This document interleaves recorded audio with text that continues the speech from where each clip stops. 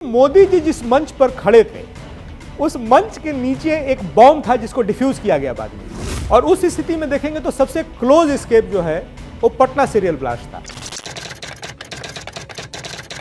ये किताब उन ऑथेंटिकेटेड 4 अटेम्प्ट्स की कहानी कहती है जो नरेंद्र मोदी जी के जीवन में घटी, और ऐसी कुल 4 आतंकी घटनाएं थीं जिनमें उनको टारगेट किया गया, जिनमें असैसिनेशन अटेम्प्ट्स थे।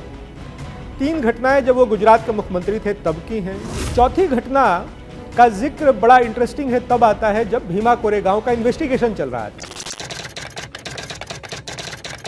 5 नंबर मछली असल में एक कोड वर्ड था आतंकियों का। जब वो बात करते थे तो वो एक एनक्रिप्टेड कह सकते हैं कि भाषा थी जिसमें 5 नंबर मछली का मतलब था नरेंद्र मोदी। और बाकी जो 4 मछलियां थीं उसमें अशोक सिंघल जी थे, प्रवीण तोगड़िया थे, बाला साहब ठाकरे थे, लाल कृष्ण आडवाणी थे।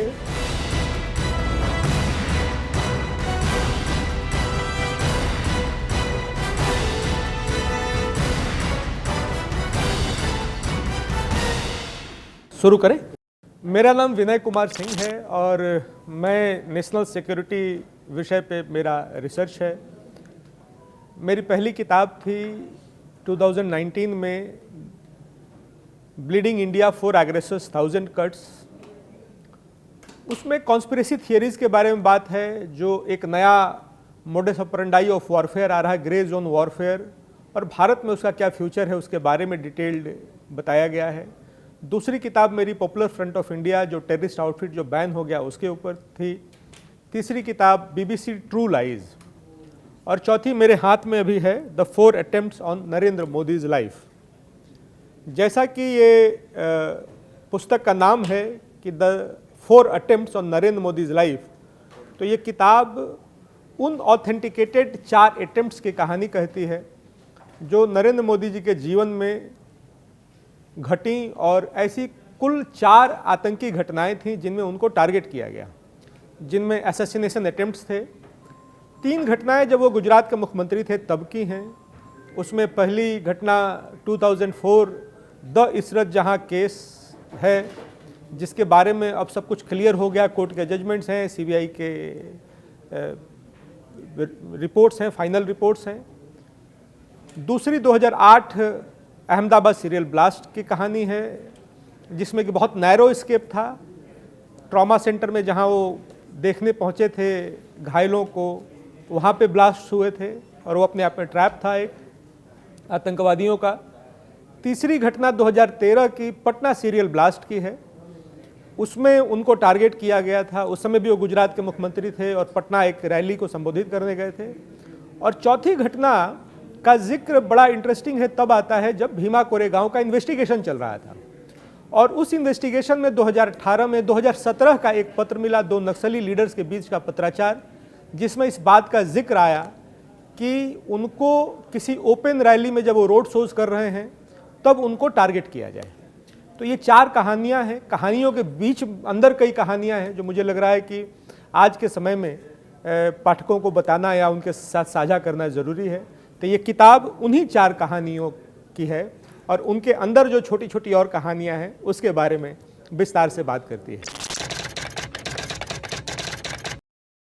5 नंबर मछली असल में एक कोड वर्ड था आतंकियों का। जब वो बात करते थे तो वो एक एनक्रिप्टेड कह सकते हैं कि भाषा थी जिसमें 5 नंबर मछली का मतलब था नरेंद्र मोदी।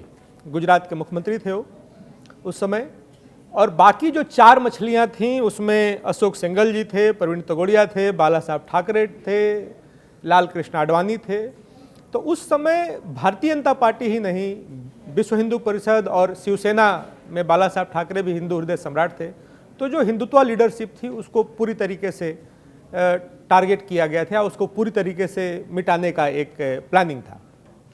इशरत जहां LET की ऑपरेटिव थी, और जब इशरत जहां केस की बात आती है तो इशरत जहां फेक एनकाउंटर केस उसका पूरा नाम है, क्योंकि उस पर कई आर्टिकल्स लिखे गए, दुनिया भर के ट्रक लोड ऑफ आर्टिकल्स हैं। आप अभी भी ढूंढेंगे तो इंटरनेट भरा पड़ा है, कई किताबें लिखी गई, कई बड़ी बड़ी रिसर्च आई। लेकिन ये कहानी इसलिए बतानी ज़रूरी है कि इस कहानी में कई उतार चढ़ाव आए, कई यूटर्न्स आए, और जिसको हम कहते हैं कि देश में एजेंसियों का दुरुपयोग बार बार आज जिक्र आता है, उसमें सही में देश की एजेंसियों का दुरुपयोग होता है क्या, अगर होता है तो कैसे होता है, उसकी भी कहानी इसमें है। तो कहानी शुरू होती है जून 15, 2004 से। इंटेलिजेंस ब्यूरो का इनपुट रहता है और अहमदाबाद क्राइम ब्रांच 4 आतंकवादियों को मार गिराता है। उसमें इशरत जहां है, जावेद गुलाम शेख, असली नाम जावेद गुलाम शेख का प्रणेश पिल्लई है। 1 दशक पहले ही वो कन्वर्ट होता है विवाह करने के लिए एक महिला से, और बाद में 1 दशक के बाद वह फुल फ्लेज एक टेररिस्ट नेटवर्क का एक मेंबर होता है। और 2 पाकिस्तानी थे, जिसमें एक अमजद अली अकबर, वो सरगोड़ा पाकिस्तान का था, और जिसान जौहर उर्फ रंगबाज, ये गुजरावाला का था। तो ये आईबी का इनपुट है और गुजरात क्राइम ब्रांच ने उस पर एक्ट किया, 4 लोग मारे गए।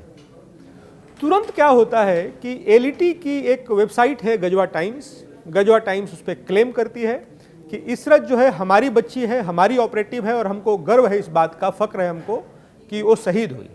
और थोड़ी नाराजगी भी जताते हैं कि इशरत का पर्दा हटाया गया, इसलिए हम नाराज हैं भारत की पुलिस से, गुजरात की पुलिस से। फिर एकाएक एलईटी और जमातुद दावा दोनों ने यू टर्न मारा 3 साल बाद।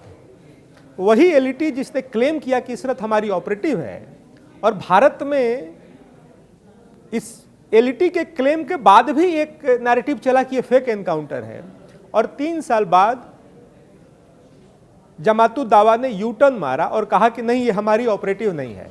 और जो वेबसाइट पे छपा है, जो लिखा, वो टाइपोग्राफिकल एरर है, वो गलती से छप गया, हमारी गलती थी उसमें। जमातुद दावा एक मोडस ऑपरेंडाई है कि सामने एक अपने आप को समाजसेवी संगठन के नाते रखता है, और एलईटी उसका एक विंग है जो टेररिस्ट एक्टिविटीज को देता है, जो अंजाम देता है। तो ये दुनिया भर में किया जाता है। भारत में भी देखेंगे तो बहुत सारे जमातुद दावा टाइप ऑर्गेनाइजेशन हैं जो सामने सेवा का काम कर रहे हैं। पीएफआई जो हाल में बैन हुआ, वो सामने से सेवा का काम कर रहा था, और अंदर खाने एक टेररिस्ट मैन्युफैक्चरिंग फैक्ट्री था। तो ये संबंध है दोनों का। तो जैसे यू टर्न मारा जमातुद दावा ने और एलईटी ने, कि पहले कहा कि हमारी ऑपरेटिव है, फिर कहा हमारी ऑपरेटिव नहीं है, तो ये इसलिए कि भारत में जो नैरेटिव चल रहा था कि फेक एनकाउंटर है, उसको सपोर्ट करने के लिए। लेकिन कमाल की बात तब होती है कि भारत सरकार भी उसी तरीके से यू टर्न मारती है।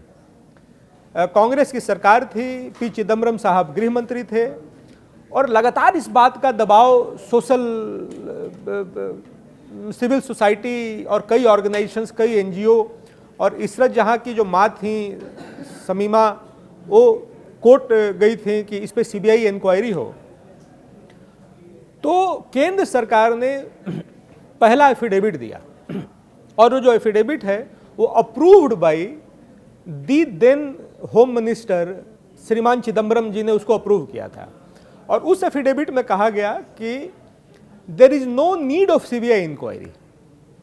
ये एफिडेविट 2010 में दिया गया, और उसमें बहुत डिटेल में कहा गया, अगस्त 6, 2009 को ये एफिडेविट सबमिट किया गया था, और उसमें बहुत डिटेल में कहा गया कि इंटेलिजेंस ब्यूरो का इनपुट था और लंबा सर्विलांस रखा गया था जिसके रिकॉर्ड्स हैं। पाकिस्तान में बैठा एक आतंकवादी था मुजम्मिल, जो इनका हैंडलर था, एलईटी का, और इशरत जहां और उसके जो साथी थे प्रणेश पिल्लई, वो दोनों ट्रेंड ऑपरेटिव्स थे, और बाकी जो 2 लोग थे उसमें वो पाकिस्तानी नेशनल्स थे। और खूब डिटेल में वो बात कही गई। ये माना कि मोदी की हत्या का प्रयास किया गया था उसमें, और मोदी की हत्या के लिए लोग आए थे, गुजरात के मुख्यमंत्री की हत्या का प्रयास था। उसमें फर्स्ट एफिडेविट में बहुत डिटेल में कहा गया है। जिस तरीके से गजवा टाइम्स ने यू टर्न मारा, एलईटी ने यू टर्न मारा, पहले ओन किया फिर डिसोन किया, उसी तरीके से भारत सरकार की होम मिनिस्ट्री ने भी ओन और डिसोन किया। पहले कहा कि सीबीआई इंक्वायरी की जरूरत नहीं है, हम आईबी की रिपोर्ट के साथ खड़े हैं, और ये लोग आतंकवादी हैं, और 4 आतंकवादियों में से 2 आतंकवादी पाकिस्तानी हैं। 2 महीने बाद एलईटी को यू टर्न मारने में 3 साल लगे, भारत के गृह मंत्रालय को यू टर्न मारने में 2 महीने लगे, और ये कहा गया कि पहला जो एफिडेविट हमारा था वो गलत था, उसमें जो डेटाज हम लोगों ने सबमिट किए थे वो गलत थे, और ये एनकाउंटर फेक था, और इशरत जहां और उसके जो बाकी 4 साथी थे वो टेररिस्ट नहीं थे और गुजरात सरकार ने एक फेक एनकाउंटर को अंजाम दिया। और उसके बाद फिर कहानी आगे बढ़ती है। लेकिन ये जो एक तरह की घटनाएं हैं कि एलईटी का बिहेवियर और भारत सरकार के गृह मंत्रालय का बिहेवियर, ये दोनों में जो एक सिंक दिखा, मुझे लगता है कि ये बहुत चिंता करने वाला विषय था। एक बात समझिए कि अहमदाबाद हाईकोर्ट ने पहले सीबीआई जांच को मना कर दिया, लेकिन उसने ये ऑर्डर किया कि एक एसआईटी बनाई जाए और एसआईटी इस मामले की जांच करे। जब एसआईटी बनी तो जांच का जिम्मा एक अहमदाबाद मेट्रोपॉलिटन मजिस्ट्रेट थे, जस्टिस एसपी तमांग साहब। एसपी तमांग ने ये जांच रिपोर्ट सबमिट की और कमाल की बात है कि ये रिपोर्ट 7 सितंबर 2009 को सबमिट की गई और 24 दिन के अंदर 245 पन्ने की हैंड रिटन रिपोर्ट ये सबमिट कर दी गई और उसमें सब कुछ उलट दिया गया। ये कहा गया कि ये एनकाउंटर फेक है, चारों जो आतंकवादी थे वो आतंकवादी नहीं हैं, वो सीधे साधे लोग हैं, और जो 2 लोग मारे गए थे जिनका पाकिस्तानी ओरिजिन बताया गया था वो दोनों पाकिस्तानी नहीं, वो हिंदुस्तानी हैं। जस्टिस तमांग को ये कैसे मालूम चला कि मारे गए जो 2 आतंकवादी हैं वो पाकिस्तानी नहीं हिंदुस्तानी हैं? तो इसका भी कंक्लूजन उन्हें बड़ा कमाल का दिया था। एक फोटोग्राफ मिला था पाकिस्तानी टेररिस्ट के पास से और उसके पीछे इंग्लिश में लिखा हुआ था SALIM, सलीम। तो जस्टिस तमांग अपनी रिपोर्ट में कहते हैं कि चूंकि उस फोटोग्राफ के पीछे अंग्रेजी में लिखा हुआ है सलीम, और ये अगर पाकिस्तानी होते तो उर्दू में लिखा होता, और उन्होंने रिपोर्ट सबमिट कर दिया कि ये चूंकि अंग्रेजी में लिखा हुआ है इसीलिए ये दोनों लोग जो हैं ये पाकिस्तान के नहीं, ये हिंदुस्तानी हैं। उस रिपोर्ट पे अहमदाबाद हाई कोर्ट बड़ा सख्त था और उसने कहा था कि ये over stepping of judicial limits है, और बाद में उस रिपोर्ट पे हाई कोर्ट ने स्टे भी लगा दिया। लेकिन तब तक तो तीर कमान से निकल चुका था। देश भर में जो लोग ये नैरेटिव चला रहे थे कि फर्जी रिपोर्ट है, उनको एक और मसाला दे दिया था जस्टिस तमांग ने। सीबीआई ने इस केस को टेक ओवर किया दिसंबर 2011 में। आप डेट का ये क्रोनोलॉजी थोड़ा सा ध्यान दीजिएगा। और उसके पहले जब सीबीआई ने दिसंबर 2011 में इस केस को टेक ओवर किया तो उसके पहले गजवा टाइम्स क्लेम कर चुका था कि हमारी ऑपरेटिव है, एलईटी का ऑपरेशन है। डेनियल सी क्लेग एक लीगल अटैची थे यूएस एम्बेसी में और एफबीआई के ऑफिसर थे, और 26/11 का जो इन्वेस्टिगेशन चल रहा था उसमें अमेरिका और भारत के बीच में, क्योंकि डेविड कोलमन हेडली एक इंटरनेशनल टेररिस्ट था, 26/11 में नाम था, तो एक तरीके से फैसिलिटेट कर रहे थे दोनों देशों के बीच में। उनकी एक रिपोर्ट आ चुकी थी दिसंबर 2010 में। उन्होंने कहा कि एफबीआई के पास ये इनपुट्स थे कि इशरत जहां एलईटी की ऑपरेटिव थी, उसके कई साथी मिलकर के, उनका एक हैंडलर था पाकिस्तान में बैठा हुआ, और वो लोग गुजरात के सिटिंग सीएम को मारना चाहते थे। एफबीआई का ये ऑफिशियल एक ये था जिसको उन्होंने भारत सरकार के आईबी के साथ उस समय डेनियल सी क्लेग ने शेयर किया। 2010 में ही विकीलीक्स, आपको याद होगा, बहुत सारे खुलासे कर रहा था विकीलीक्स, तो यूएस का डिप्लोमेटिक केबल उसने रिलीज कर दिया ऑनलाइन, जिसमें एफबीआई और जो वहाँ की दूसरी एजेंसीज हैं उनके पास इनपुट था कि पाकिस्तान के हैंडलर्स हैं और गुजरात के सीएम को मारने का प्रयास हो रहा है। तीसरा, डेविड कोलमन हेडली का भी कन्फेशन तब तक आ चुका था। डेविड कोलमन हेडली ने भी कहा कि मैं इशरत जहां के बारे में जानता था और इसके जो हैंडलर्स थे पाकिस्तान में बैठे थे और गुजरात के मुख्यमंत्री को मारने का प्रयास किया जा रहा था। ये सारी बातें 2010 में या 2010 से पहले हो गई थी। उसके बाद भी भारत सरकार, मतलब गृह मंत्रालय को उस समय इतनी हड़बड़ी थी कि इन सारी चीज़ों को, इन सारी बातों को, इन सारे इनपुट्स को जांच का हिस्सा नहीं बनाया गया, और 2011 दिसंबर में सीबीआई को ये मामला सौंपा गया। ये ओपन एंड शट केस था, इतने सारे इंटरनेशनल लेवल के इनपुट्स थे, भारत सरकार के इनपुट्स थे, और उसको इसका हिस्सा नहीं बना करके ये सीबीआई को देना अपने आप में भारत सरकार की मंशा को दर्शाता था। और जिसको आप कहते हैं ना कि एजेंसियों का दुरुपयोग, तो ऐसी ऐसी एजेंसियों का दुरुपयोग किया गया, ऐसी ऐसी एजेंसियों को टारगेट किया गया जो भूतो न भविष्यति, न कभी हुआ है न होगा। उसमें एक इंटरेस्टिंग केस हुआ था कि राजेंद्र कुमार उस समय ज्वाइंट डायरेक्टर होते थे आईबी के, और राजेंद्र कुमार का इनपुट था, बाद में स्पेशल डायरेक्टर हुए, और जब सीबीआई जांच होने लगी तो लगभग राजेंद्र कुमार को अरेस्ट किया जाने वाला था। उस समय के एनएसए, उस समय के आईबी चीफ, उन लोगों ने मिनिस्ट्री ऑफ होम में, और उस समय ये जीके पिल्लई साहब सेक्रेटरी होम थे, इन तीनों लोगों ने होम मिनिस्टर के पास और प्राइम मिनिस्टर के पास जा करके प्रोटेस्ट किया कि अगर आईबी के अधिकारियों पे कार्रवाई होने लगी, सीबीआई का आरोप था कि आईबी ने फर्जी इनपुट दिया और उस फर्जी इनपुट पे फेक एनकाउंटर किया गुजरात पुलिस ने, तो अगर कार्रवाई होने लगी तो आईबी का मोरल डाउन होगा और आईबी जिस तरीके से ऑपरेट करती है, इंटेलिजेंस गैदर करती है, वो आगे नहीं कर पाएगी। किसी तरीके से राजेंद्र कुमार की गिरफ्तारी रुकी। दो घटनाओं का जिक्र करना जरूरी है कि फर्स्ट एफिडेविट और सेकंड एफिडेविट जिसने सबमिट किया, जिस अधिकारी ने, उनका नाम था आरवीएस मणि। बाद में उन्होंने प्री मैच्योर रिटायरमेंट लिया और उन्होंने एक बड़ी फेमस किताब लिखी, the myth of Hindu terror, और उसमें उन्होंने इस बात का जिक्र किया कि सेकंड एफिडेविट ये देने के लिए उनके ऊपर दबाव था, उनके साथ मारपीट की गई थी और उनके शरीर को सिगरेट के बट से जलाया गया था।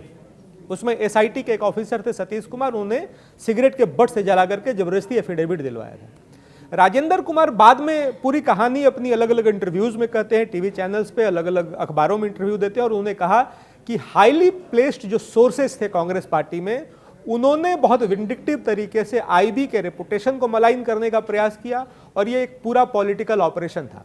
वही नहीं, गृह मंत्री पी चिदम्बरम थे और गृह सचिव जीके पिल्लई थे।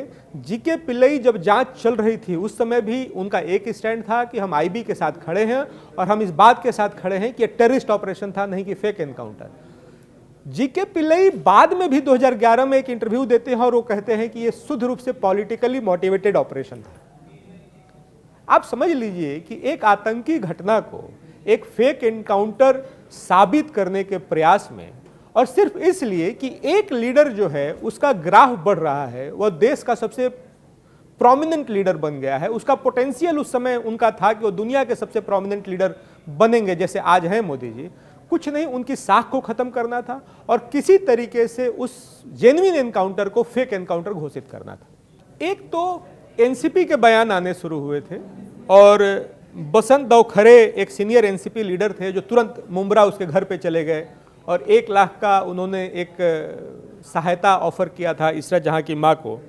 एनसीपी के एमएलए थे जितेंद्र आवाड, कांग्रेस के लीडर थे हुसैन दलवाई, उन्होंने इशरत जहां का जो जनाजा था उसमें शरीक हुए थे।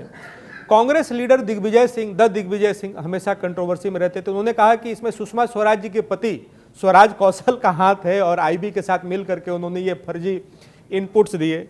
Veerappa Moily union law minister थे और वो इतने नाराज थे हाईकोर्ट, अहमदाबाद हाईकोर्ट पे, कि जस्टिस तमांग के बारे में जो रिएक्शन था अहमदाबाद हाईकोर्ट का, कि उन्होंने उस समय के अटॉर्नी जनरल को कहा कि हिम्मत कैसे हुई अहमदाबाद हाईकोर्ट को ये कहने की कि justice SP Tamang has crossed his judicial limits, तो थोड़ा सा ध्यान रखिए अहमदाबाद हाईकोर्ट का। शरद पवार हमेशा उनका एक पक्ष रहता है, आतंकवादी हों, उग्रवादी हों, उनको लेकर के, और शरद पवार ने लंबा चौड़ा बयान दिया था और उसमें उन्होंने कहा था कि इशरत जहां की गलती क्या है, उस बेचारी की गलती यही है कि वह एक माइनॉरिटी कम्युनिटी से आती है, वो मुस्लिम समाज से आती है और इस तरीके के जो फेक एनकाउंटर होते हैं इससे मुस्लिम समाज को टारगेट किया जाता है और मुस्लिम समाज यदि इन अत्याचारों के विरोध में भारत सरकार के खिलाफ अगर रिएक्ट करता है तो उसमें मुस्लिम समाज का दोष क्या है। सीपीएम का पोलिट ब्यूरो भी वही कह रहा था कि ये टारगेटेड किलिंग्स हैं और ये जो नरेंद्र मोदी हैं उनकी छवि को चमकाने के लिए इसका उपयोग किया गया है और माइनॉरिटी कम्युनिटी को टारगेट किया गया है। केवल नेता ही नहीं, एक पूरा वर्ग था। मेरी किताब में क्वाड्रिगा का जिक्र आता है, अखबारों में कई अखबार जिनका अपना एक ये है कि उनकी लेफ्ट ओरिएंटेशन है, उसमें कई जर्नलिस्ट का रिपोर्ट आया कि ये एकदम मुस्लिम समाज को टारगेट करने वाला था, फेक एनकाउंटर था। वो रिपोर्ट्स आज भी हैं। मैं क्वाड्रिगा का जब जिक्र करता हूं तो इशरत जहां केस में क्वाड्रिगा यानी एक चौकड़ी होती है। क्वाड्रिगा को अंग्रेजी में कहते हैं कि 4 घोड़े एक रथ को खींचते हैं, उसको क्वाड्रिगा कहते हैं। तो 4 जो घोड़े हैं, जो एक रथ यानी कि एंटी इंडिया एजेंडा को जो खींचते हैं, उसमें नक्सल्स हैं, उसमें रेडिकल इस्लामिस्ट हैं, उसमें मिशनरीज हैं, और चौथा एक ग्रुप जो इनको सपोर्ट करता है उसमें सेलेक्टेड जर्नलिस्ट हैं, सेलेक्टेड लीगल प्रोफेशनल्स हैं, सेलेक्टेड कल्चरल एक्टिविस्ट हैं, जो हल्ला मचाते हैं, जैसे इशरत जहां केस में किया गया कि पब्लिक नैरेटिव ऐसा था कि कोर्ट का जजमेंट कुछ और आया, सीबीआई की फाइनल जो रिपोर्ट सबमिट हुई वो कुछ और थी, और जो इस देश में नैरेटिव बनाया गया कि एक बेचारी निर्दोष लड़की का एक फर्जी एनकाउंटर गुजरात पुलिस ने कर डाला, और जो हकीकत थी वो कुछ और ही बयां करती है। कोर्ट में फिर ये सारी बातें आई, जो डेविड कोलमन हेडली का बयान था और बाकी जो इंटरनेशनल रिपोर्ट्स थे, जो आईबी की रिपोर्ट थी, उसको सही माना गया, और कोर्ट में वही कहानी पूरी की पूरी आई जो मैं आपको बता रहा हूं कि ये एनकाउंटर सही एनकाउंटर था, ये टेररिस्ट ऑपरेशन था। इशरत जहां कोई निर्दोष लड़की नहीं थी, वह गुजरात पुलिस को फंसाने का प्रयास किया गया था। और एक बात और बता रहा हूं कि लगभग 10 से ज़्यादा अधिकारियों का जीवन नर्क बना दिया गया। कई आईपीएस लेवल के, मतलब आईपीएस थे, सीनियर लेवल के अधिकारी थे, जो बाद में जाकर के 1 दशक के बाद रिइंस्टेट हुए, अपनी नौकरी उन्होंने ज्वाइन की, कई लोगों ने नौकरी छोड़ दिया। तो इस फर्जीवाड़े में कई लोगों का जीवन नरक किया गया, देश की आईबी का इमेज खराब करने का प्रयास किया गया। एक नेता जो आगे चल करके भारत के प्रधानमंत्री बने, उनको जेल भेजने का प्रयास किया गया, उनकी सामाजिक साख को समाप्त करने का प्रयास किया गया। तो ये जो असैसिनेशन की जो कहानी एक मेरी किताब कहती है, उसमें 2 चीज़ें समानांतर चलती हैं। एक कि बुलेट टेररिज्म है कि गोली से या बॉम्ब से उनको टारगेट किया जाए, उनके प्राण लिए जाए, उनको समाप्त किया जाए, और यदि नहीं होता है तो साथ में एक पैरेलल, जिसको हम कहते हैं कि 5th जनरेशन वॉरफेयर, जिसमें कि बुलेट टेररिज्म और इंटेलेक्चुअल टेररिज्म का मिक्स है, यानी प्रोपेगेंडा का मिक्स है, वह भी समानांतर चलता है कि बौद्धिक जगत में इस बात का एक इमेज बनाया जाए कि इन एनकाउंटर्स का यूज़, ये फर्जी एनकाउंटर्स हैं और इसका यूज़ जो है मोदी जी के फायदे के लिए किया गया था। ये दोनों चीज़ें समांतर चलती हैं और समय आगे आने वाले समय में ये चीज़ें एक्सपोज भी होती हैं। एक बात और कहूँगा कि मुझे लग रहा है कि हमारे कानून का लैकुना ये है कि मान लीजिए कि इशरत जहाँ की घटना घटी और भारत की एजेंसियां उसके जांच में जुटी, तुरंत दूसरे दिन या उसके अगले घंटे ही उसको फर्जी एनकाउंटर घोषित करने वाले पत्रकार हों, वकील हों, नेता हों, पॉलिटिकल पार्टीज हों, वो लगातार उस नैरेटिव को लेकर के 1 दशक चलते हैं। और जब highest court of the land से उस पर जजमेंट आता है, एजेंसीज की फाइनल रिपोर्ट आती है और क्लोजिंग रिपोर्ट लगती है कि नहीं, ये ओरिजिनल एनकाउंटर्स हैं, ये टेररिस्ट है जिनको ह्यूमन राइट के आप लबादे में एक कवर फायर देने का प्रयास कर रहे हैं, तो उन कवर फायर देने वाले लोगों के खिलाफ कार्रवाई करने का कोई प्रोविजन हमारे पास नहीं। जुलाई 26, 2008 की कहानी है, और मुझे लगता है कि 2008 एक ऐसा साल था जिसको कहते हैं कि रेनी सीजन्स था बॉम्ब्स का, मतलब बॉम्ब्स वर रेनिंग। अहमदाबाद ब्लास्ट था, मुंबई अटैक थे, बेंगलोर ब्लास्ट था, जयपुर ब्लास्ट था, देश भर में बॉम्ब ब्लास्ट का सीजन चल रहा था और कोई कार्रवाई नहीं हो रही थी। मतलब कि और आतंकवादियों का मनोबल ऐसा बढ़ा हुआ था कि बजाबते ईमेल भेजते थे कि हिम्मत है तो रोक के दिखाओ। इसमें भी एक ईमेल भेजा गया था अहमदाबाद सीरियल ब्लास्ट में, पहले ही भेजा गया था। इसमें कहानी ये होती है कि अहमदाबाद और सूरत में बॉम्ब ब्लास्ट किए जाते हैं। अहमदाबाद में जब बॉम्ब ब्लास्ट होते हैं तो आतंकवादियों की प्लानिंग ये थी कि उन बॉम्ब ब्लास्ट में नरेंद्र मोदी और अमित शाह को टारगेट करना था, तो उन बॉम्ब ब्लास्ट में नहीं टारगेट करना था। आतंकवादियों का एक एनालिसिस था प्रधानमंत्री, मतलब उस समय के मुख्यमंत्री के बारे में, कि ये आदमी जब बॉम्ब ब्लास्ट होगा तो ये अपनी सुरक्षा घेरा को मजबूत नहीं करेगा, या ये अपने सीएम हाउस में दुबका हुआ ये आदमी नहीं रहेगा, ये आदमी बाहर आएगा और जो घायल हैं उनको देखने के लिए ये आदमी इस जगह पे आएगा। ऐसा ही हुआ, आतंकवादी सही थे अपने आकलन में कि नरेंद्र मोदी जी उस समय जब बॉम्ब ब्लास्ट हुए तो सीएम हाउस में नहीं बैठे रहे, लगातार मना करने के बावजूद भी वो ट्रॉमा सेंटर गए और ट्रॉमा सेंटर में 2 बॉम्ब उनका इंतजार कर रहे थे और उनके पहुंचने के थोड़े समय आगे पीछे बॉम्ब ब्लास्ट वहां हुआ है। ये ट्रैप था। तो ये मैं कह सकता हूं कि बड़ा एक नैरो स्केप था जो अहमदाबाद सीरियल ब्लास्ट थे। और उसके बाद 20 दिन के अंदर ही, सबसे अच्छी बात इस केस की ये थी कि 20 दिन के अंदर ही इस केस को क्रैक कर लिया गया था। लगभग 14 साल बाद 2022 में इसमें कोर्ट का जजमेंट आया और 38 लोगों को इसमें फांसी दी गई, 11 लोगों को इसमें लाइफ सेंटेंस दिया गया। इसका जो मास्टरमाइंड था आजमगढ़ से पकड़ा गया था, मुफ्ती अबू बसीर। और मैं आपको बता दूं कि पॉलिटिकल अपीजमेंट से इतनी ग्रस्त हैं भारत की पार्टियां कि ये मुफ्ती अबू बसीर को जब आजमगढ़ से ले आना था गुजरात, तो उस समय की जो तत्कालीन सरकार थी, मायावती जी मुख्यमंत्री थी, और उन्होंने आने नहीं दिया, मतलब आने नहीं दे रही थी। और बाद में एनएसए थे ये नारायणन साहब ने मुख्यमंत्री को कॉल किया और कहा कि नहीं, ये टेररिस्ट मामला है और इसमें आप आने दीजिए। उनके इंटरवेंशन के बाद फिर गुजरात पुलिस मुफ्ती अबू बसीर को लेकर के अहमदाबाद गई। तीसरी एक बात, यहाँ एक बात और छुपी है कि जो लोग ये कहते हैं कि मोदी जी इस जो हत्या के प्रयास हैं, टेररिस्ट एक्टिविटीज़ जो हैं, इसके बेनिफिशियरी हैं, या इससे जो एक प्रोपेगेंडा, एक जो विमर्श निकलता है उससे उनको लाभ मिलता है। आप देखिएगा कि 2022 में पहली बार मोदी जी इस घटना पे बोलते हैं। और 2022 में जब बोलते हैं तो इसरत जहां हो चुका है, पटना सीरियल ब्लास्ट हो चुका है, अहमदाबाद सीरियल ब्लास्ट हो चुका है। और जब कोर्ट का जजमेंट आता है तो कोर्ट के जजमेंट के बाद वो पहली बार फरवरी 2022 में कोर्ट का जजमेंट आता है और पहली बार अपने ऊपर हुए आतंकी हमलों के बारे में मुंह खोलते हैं और अहमदाबाद सीरियल ब्लास्ट के बारे में कहते हैं कि मैं जब गुजरात का मुख्यमंत्री था तो अहमदाबाद के सीरियल ब्लास्ट हुए और मैं कभी उस दिन को भूल नहीं सकता जब धरती जो है खून से लाल हुई थी और मैंने उस धरती से, उस माटी को अपने हाथ में लेकर के ये कसम खाई थी कि हम आतंकवादियों को बख्शेंगे नहीं। तो उस पेशेंस का भी, और मैं इस विषय पर इसलिए चुप था क्योंकि ये मामला सब जुडिस था और सब जुडिस मैटर था, मैं इसलिए बोल नहीं रहा था।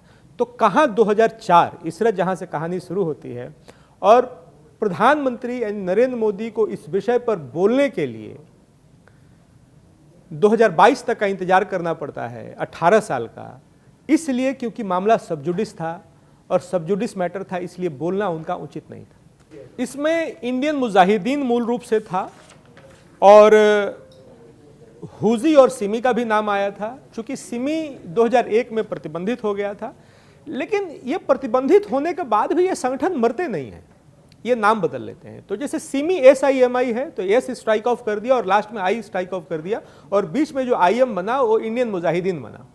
इंडियन मुजाहिदीन की खास बात ये थी कि इसमें जो होम ग्रोन एलिमेंट्स थे वो ज़्यादा थे, इसको बहुत बाहर से गाइड होने की जरूरत नहीं थी। चूंकि सिमी का रोल था इसलिए पाकिस्तान कनेक्शन था इसमें, और सब कुछ ऑनलाइन देख करके बम बनाने का सिस्टम ये लोग जान लिए, लिटरेचर ऑनलाइन ही इनको मिल जाता था। और आपको ध्यान होगा कि भटकल बंधु यासीन भटकल और रियाज भटकल उसके मेन बॉसेस थे, जिनको एक तो पाकिस्तान चला गया, एक को बाद में पकड़ा गया।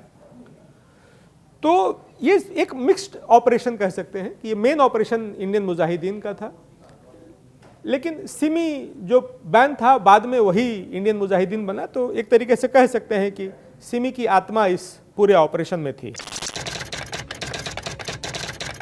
5 लोग उस दिन मारे गए थे 27 अक्टूबर 2013 को और लगभग 100 के आसपास लोग घायल थे। कहानी ऐसी है कि मोदी जी अपने चार्टर्ड प्लेन से उतरते हैं पटना में एक बड़ी रैली को संबोधित करना था। उस समय PM इन वेटिंग थे, देश भर में उनको लेकर के गजब सा एक माहौल था, लोग उमड़ते थे उनको सुनने के लिए।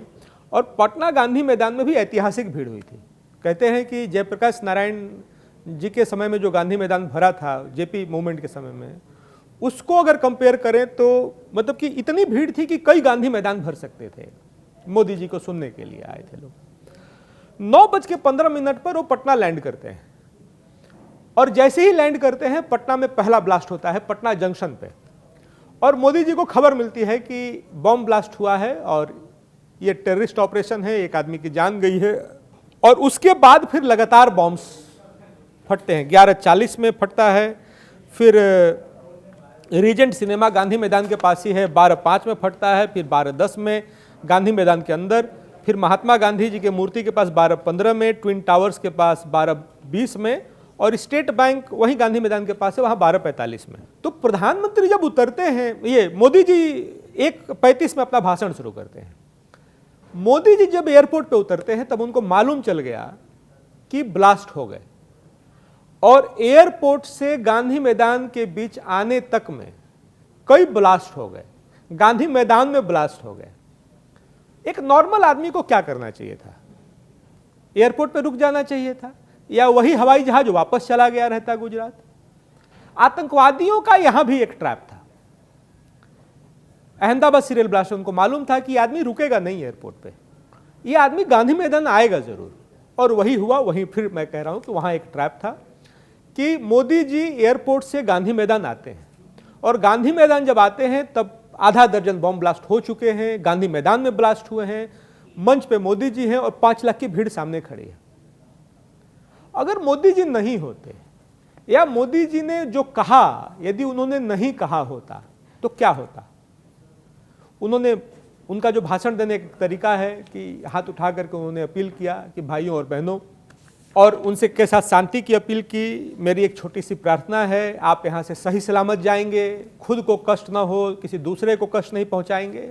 और वो 55 मिनट के भाषण में भीड़ को शांत करते हैं और धीरे धीरे डिस्पर्स करते हैं, और वो भीड़ धीरे धीरे धीरे धीरे डिस्पर्स होते होते होते होते भीड़ को भी मालूम है कि बम फटे हैं। दूसरा, भय। अगर भय बढ़ जाता तो स्टैम्पेड जो होता है, जो भगदड़ होती, उसमें कम से कम 10,000 लोग मारे जाते हैं। अगर गुस्सा बढ़ जाता तो पटना पटना नहीं रहता जितने लोग थे, और अगर गुस्से में निकलते तो पटना शहर का क्या हाल हुआ होता। और ये सब कुछ इसलिए हुआ क्योंकि मोदी जी गांधी मैदान आए, एयरपोर्ट से लगातार बॉम्ब्स की बारिश हो रही थी, बॉम्ब फट रहे थे रास्ते में, इसके बाद भी आए और उन्होंने लोगों को शांत किया, एजिटेट नहीं होने दिया। इस घटना के बारे में वो बाद में एक जिक्र भी करते हैं।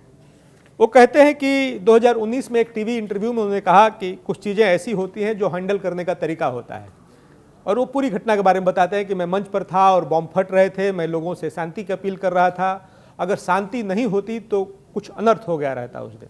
दूसरी बात कि ये जो चैप्टर है उसका नाम हमने ब्लैक ब्यूटी रखा है। इसमें एक आतंकवादी है, बड़ा एक्टिव है उसमें।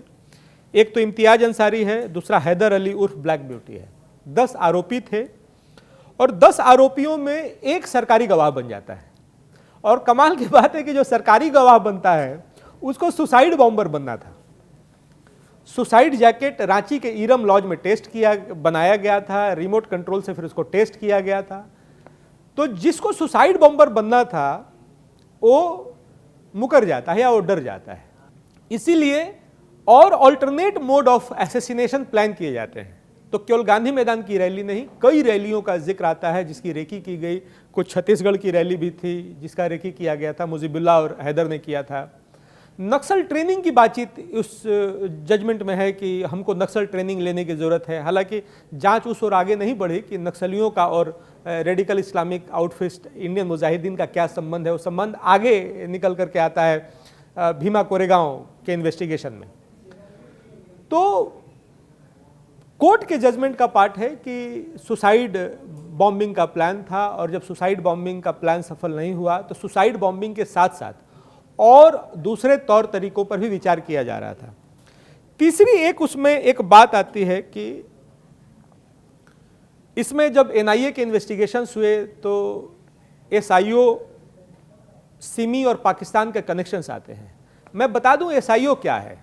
आपको ध्यान है ये दिल्ली शाहीन बाग प्रोटेस्ट में जो सीरोज थी, लदीदा सखलून और एक और, वो एसआईओ की मेंबर थे।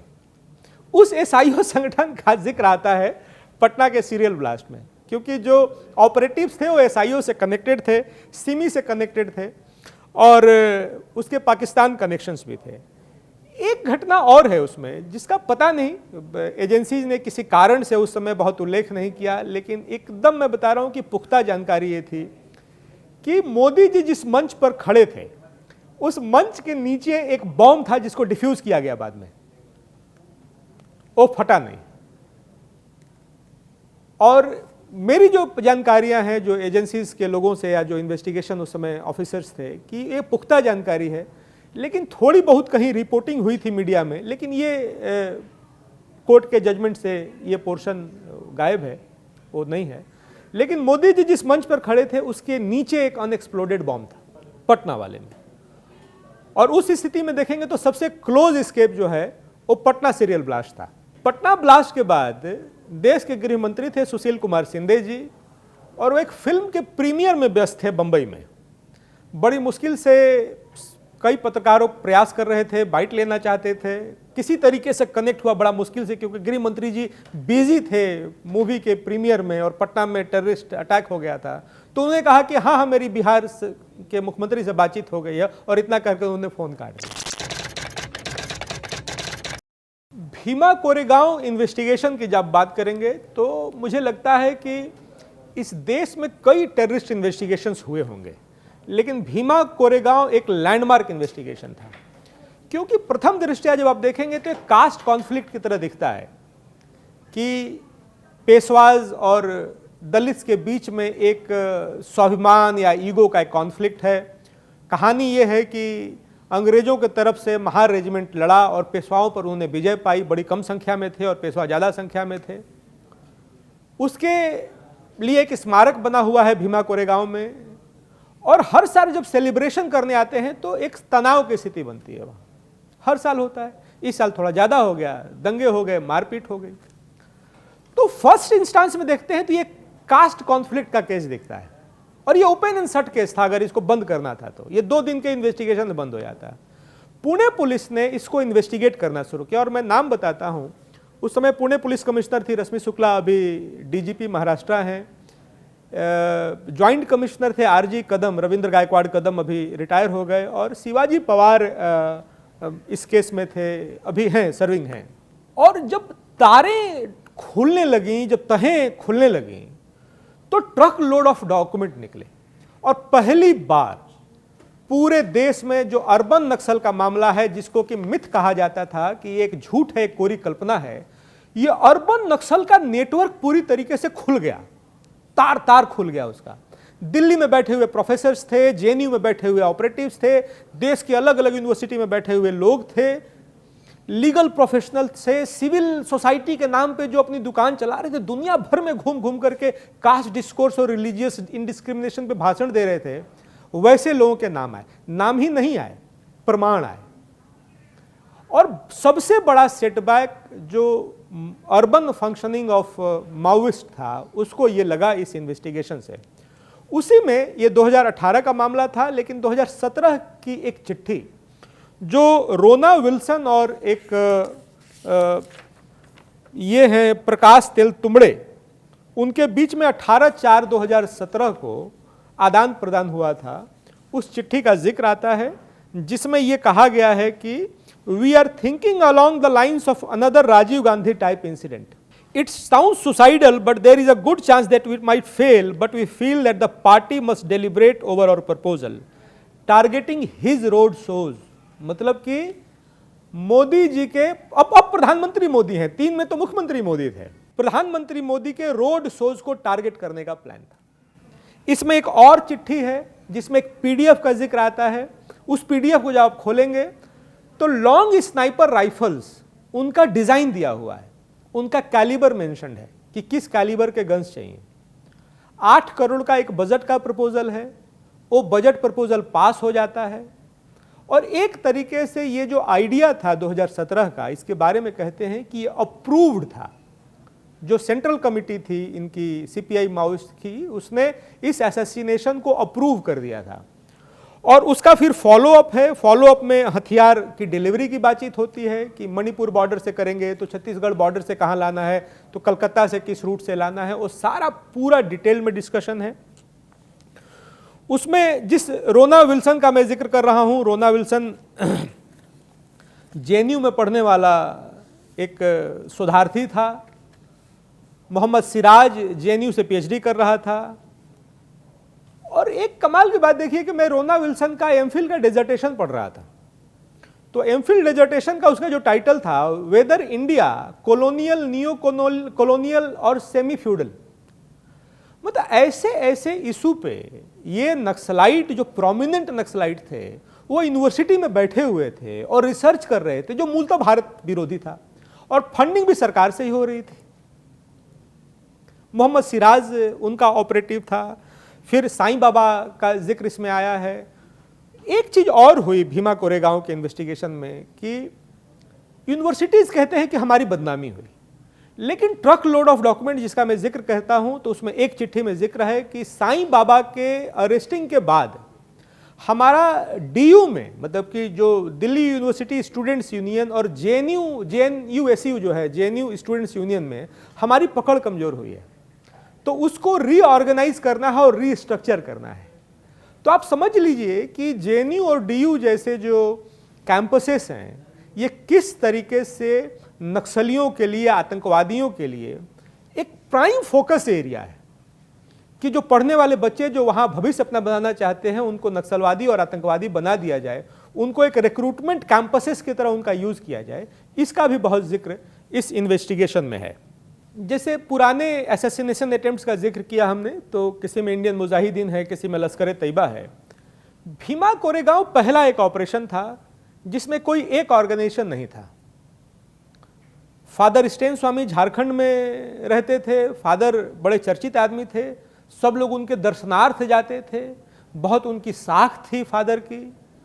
और भीमा कोरे इन्वेस्टिगेशन में मालूम चला कि वो एकदम प्रोमिनेंट नक्सल ऑपरेटिव है। रोना विल्सन विद्यार्थी की तरह दिख रहे हैं। जीएन साईं बाबा के बारे में जैसा मैंने बताया, तो पीएफआई और रेडिकल इस्लामिस्ट फोर्सेस जैसे पीएफआई और सीपीआई माओइस्ट के संबंधों का जिक्र आता है इसमें। और इसमें मैं जब कहता हूं कि क्वाड्रिगा इज एट प्ले, ये एक चौकड़ी है जो काम कर रही है, तो भीमा कोरेगांव क्लासिक केस है कि आपस में इनके झंझट हैं, आपस में झगड़े हैं, सीपीआई माओइस्ट के और रेडिकल इस्लामिक आउटफिट जैसे पीएफआई के। लेकिन इन्होंने कॉमन मिनिमम प्रोग्राम बना करके ऑपरेट किया कि हमारा न्यूनतम साझा कार्यक्रम क्या है, anti Modi, anti India, anti BJP, anti RSS. तो हम और आप अपने अपने झगड़े भूल जाएं और इसको हम लोग एक साझा कॉमन मिनिमम प्रोग्राम की तरह हम एक तरीके से काम करें। तो आप इसमें देखेंगे कि एक कोऑर्डिनेशन जो दिखता है, तो वसंता कुमारी साईं बाबा की बेटी है। पीएफआई झारखंड में बैन हो चुका था 2019 में, और ये जो रोना विल्सन है और वसंता कुमारी, ये पीएफआई पर से बैन हट जाए उसके लिए झारखंड सरकार पे सिविल सोसाइटी देश और दुनिया भर से मिलकर के दबाव बना रहे थे। सीपीआई माओइस्ट इस बात के लिए लगा था कि पीएफआई पर से झारखंड में जो प्रतिबंध लगा है हट जाए। ये एक ज्वाइंट ऑपरेशन था जिसमें मिशनरीज इन्वॉल्व थी, जिसमें सीपीआई माओइस्ट इन्वॉल्व था, जिसमें रेडिकल इस्लामिक फोर्सेस इन्वॉल्व थे, और जिसमें ये जो मैं एक चौथा बताता हूं कि घोड़ा है जिसमें पूरा तंत्र है जो नैरेटिव बिल्ड करता है, ये पूरा का पूरा इन्वॉल्व था। कास्ट की बात आती है तो आज देखेंगे तो कास्ट डिस्कोर्स बड़ा प्रोमिनेंट है। राहुल गांधी अमेरिका जा रहे हैं, कास्ट की बात कर रहे हैं, भारत में भी कास्ट की बात कर रहे हैं। ये कास्ट डिस्कोर्स का जब जेनेसिस देखेंगे तो आप भीमा कोरेगांव की चार्जशीट पढ़िए। 15,000 पन्ने की चार्जशीट है, मेन और सप्लीमेंट्री 10,000 और 5,000 मिलाकर के 15,000 पन्ने की चार्जशीट है। उसमें जो डॉक्यूमेंट्स निकले हैं, और सीपीआई माओइस्ट का एक 9th कांग्रेस हुआ 2004 में, तो इस बात को समझना जरूरी है, इस पूरे डिस्कोर्स को समझने के लिए, और भारत में आतंकवाद का जो फ्यूचर है उसको समझने के लिए, और मोदी जी पर जो असैसिनेशन के अटेम्प्ट्स हुए उसको भी समझने के लिए, कि 2004 में पीडब्ल्यूजी और एमसीसी ये दो माओवादी संगठन मिलते हैं, उसको 9th कांग्रेस बोलते हैं, और सीपीआई माओइस्ट का जन्म होता है। एक डॉक्यूमेंट बनता है जिसका नाम है stir, strategy and tactics of Indian revolution. उसमें एक 13वां चैप्टर रहता है, उस 13वें चैप्टर का नाम है अर्बन पर्सपेक्टिव। यहीं से अर्बन माओइज्म का जन्म होता है। अर्बन पर्सपेक्टिव 2007 में जाकर के एक फुल फ्लेज डॉक्यूमेंट बनता है, यूपीयूए, अर्बन पर्सपेक्टिव और वर्क इन अर्बन एरियाज। उसको जब आप पढ़ेंगे 2004 और 2007 के डॉक्यूमेंट को, तो आपको भीमा कोरेगांव समझ में आने लगेगा। आपको राहुल गांधी जो बोल रहे हैं उस बोलने पे आश्चर्य लगने लगेगा कि अमेरिका में जाकर के क्यों बोल रहे हैं, दुनिया भर में सिलिकॉन वैली में इंडियन कास्ट पे डिस्कोर्स क्यों हो रहा है। तो माओवादियों के जो लिटरेचर निकले उसमें जो सबसे ऑथेंटिक और सबसे जो कमाल के लिटरेचर हैं वो हैं अलग अलग माओवादियों के बीच में आदान प्रदान। दूसरा ईआरबी ईस्टर्न रीजनल ब्यूरो की उनकी एक बैठक है 2015 में। तो प्रधानमंत्री मोदी को मारने की प्लानिंग वहां से शुरू होती है 2015 से। ईआरबी की बैठक 2015 में होती है और उसमें रेजोल्यूशन पास किया जाता है मोदी गवर्नमेंट के खिलाफ कि जो उनकी भाषा है Hindutva forces, fascist forces, brahmanical forces, इनके खिलाफ हम मोदी को एक रेजोल्यूशन पास करते हैं। और 2015 का जो एंटी मोदी गवर्नमेंट जो रेजोल्यूशन पास होता है वो मोदी के असैसिनेशन पर आकर के 2017 में टिकता है, फाइनलाइज होता है। ये जो रेजोल्यूशन है इसका अंतिम यही है कि अब इस व्यक्ति को मारना पड़ेगा, क्योंकि सामाजिक इसकी साख तो हम खत्म नहीं कर पा रहे हैं, इसकी राजनीतिक हैसियत तो कम नहीं कर पा रहे, तो इसको मारना पड़ेगा फाइनली। मैं उस यूपी यूए डॉक्यूमेंट का जिक्र कर रहा था। यूपी यूए जब आप पढ़ेंगे तो उसमें कई शब्द हैं, आप ध्यान दीजिएगा। यूनाइटेड फ्रंट का जिक्र है, issue based unity, United front against Hindu fascist forces, infiltrate into enemy organisations, tactical United front. तो ऐसे देश भर में जो टैक्टिकल यूनाइटेड फ्रंट एक बनाने की जरूरत है। तो भले ही हमारा कांग्रेस के साथ विरोध हो, लेकिन कांग्रेस को हमारे साथ रोपिन करने की जरूरत है, या लाइक माइंडेड ऑपोजिशन पार्टीज को रोपिन करने की जरूरत है, पॉलिटिकल पार्टीज को रोपिन करने की जरूरत है। ईआरबी की जो बैठक जिसका मैं जिक्र कर रहा हूं उसमें जिक्र है बहुत क्लियरली कि सोनिया गांधी और मनमोहन सरकार के जाने के बाद हमारी समस्या बढ़ गई है और आने वाले समय में हमारी समस्या और बढ़ने वाली है। और पिछले 1.5 साल में मोदी सरकार के बनने के बाद यह प्रमाणित हो गया है कि हमारी समस्या और ज्यादा ग्रेव होने वाली है। तो आप देखेंगे कि भीमा कोरेगांव में एक तरीके से दिखता है कि माओवादी बहुत कंफर्टेबल थे कांग्रेस के रिजीम में, और मोदी सरकार में उनका डिस्कंफर्ट इतना बढ़ गया है कि वो मारने का प्लान कर रहे हैं इस देश के प्रधानमंत्री को। दूसरा, ये जो कास्ट डिस्कोर्स की बार बार मैं बात करता हूं, तो कास्ट डिस्कोर्स में भीमा कोरेगांव के इन्वेस्टिगेशन में आप देखेंगे कि जर्मनी जा रहे हैं, जिनेवा जा रहे हैं, अमेरिका जा रहे हैं, लंदन जा रहे हैं, पेरिस जा रहे हैं, सिंसिनाटी शहर जा रहे हैं, पैराग्वे जा रहे हैं, इक्वाडोर जा रहे हैं, रशिया जा रहे हैं। किस लिए जा रहे हैं? तो international conference on caste discrimination in India. तो एक तरफ से ये कास्ट को नेशनल इंटरनेशनल प्लेटफॉर्म पे एक चर्चा का विषय बनाना है, दूसरा यहां पे कास्ट कॉन्फ्लिक्ट खड़ा करना है। और माओवादियों के जो जिस डॉक्यूमेंट का मैं जिक्र कर रहा हूं 2007 का यूपी यूए का, उसमें यह साफ लिखा हुआ है कि यूज कास्ट बेस्ड एजिटेशन और religious issues of religious indiscrimination to arouse the masses into open militant struggle which will lead to the collapse of law and order और एनार्की की स्थिति पैदा करेगा।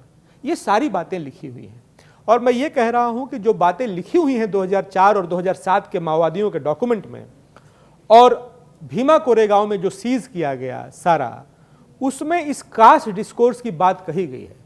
और ये कास्ट डिस्कोर्स इसलिए मोदी असैसिनेशन से जुड़ता है कि एक तरफ बुलेट टेररिज्म से उनके शरीर को खत्म करने का प्रयास हो रहा है, तो एक तरफ जो इंटेलेक्चुअल टेररिज्म है जिसमें आज एक कास्ट डिस्कोर्स को एक टूल बनाया गया है भारत के फॉल्ट लाइंस को फर्दर करने के लिए, समाज के फॉल्ट लाइंस को फर्दर करने के लिए, एक केओस और एनार्की पैदा करने के लिए।